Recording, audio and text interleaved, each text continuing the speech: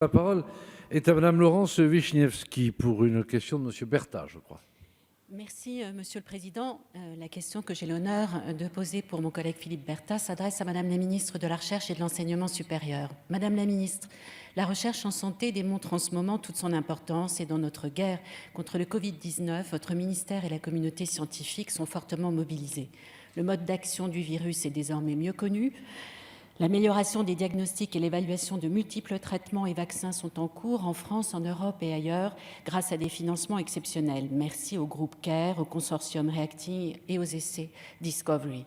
Le temps doit maintenant être laissé à la science, loin de la science spectacle, une science qui repose sur la rigueur.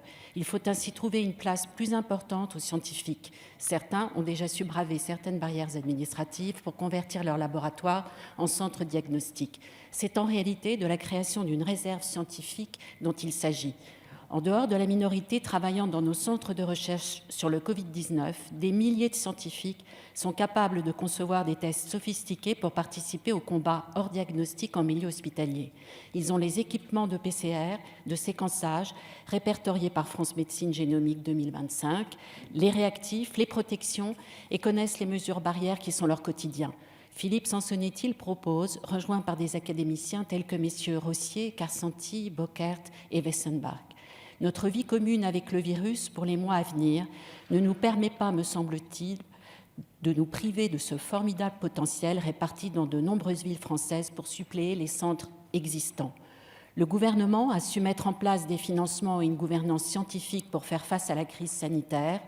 Les acteurs de la recherche ont su se mobiliser avec inventivité.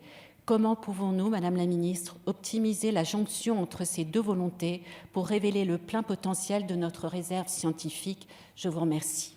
Merci, chers collègues. La parole est à Madame Frédérique Vidal, ministre de l'Enseignement supérieur, de la Recherche et de l'Innovation. Merci beaucoup, Monsieur le Président, Mesdames et Messieurs les députés, Madame la députée Laurence Vichnievsky, Monsieur le député Philippe Bertha. Vous l'avez rappelé, Madame la députée, nos scientifiques dans les organismes de recherche, dans les universités, dans les hôpitaux, sont pleinement mobilisés avec l'ensemble des pouvoirs publics contre l'épidémie de Covid-19. Et la recherche française, parce qu'elle s'est illustrée depuis longtemps en virologie, en infectiologie, est particulièrement attendue à la fois par nos concitoyens, mais aussi par l'ensemble de nos partenaires européens et internationaux. Plus d'une centaine d'équipes, quelques milliers de chercheurs qui travaillent aujourd'hui directement sur cette question du Covid-19 pour mieux comprendre la maladie, pour imaginer des pistes de vaccins, pour comprendre comment on pourrait freiner la diffusion. Et permettez-moi de rendre hommage à leur dévouement et à leur travail acharné. Cet engagement, il est porté par l'ensemble du gouvernement auprès de nos chercheurs, que ce soit à travers de CARE, de Reacting ou de l'ANR. Et un fonds spécifique de 50 millions d'euros a été débloqué de manière à accompagner chaque initiative. Mais si nos chercheurs ont un rôle crucial à jouer contre le virus, ils auront aussi un rôle tout aussi important à jouer dans le cadre de la sortie progressive du confinement.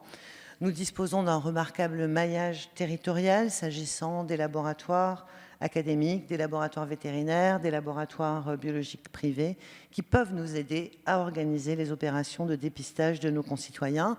Ce travail a d'ores et déjà commencé.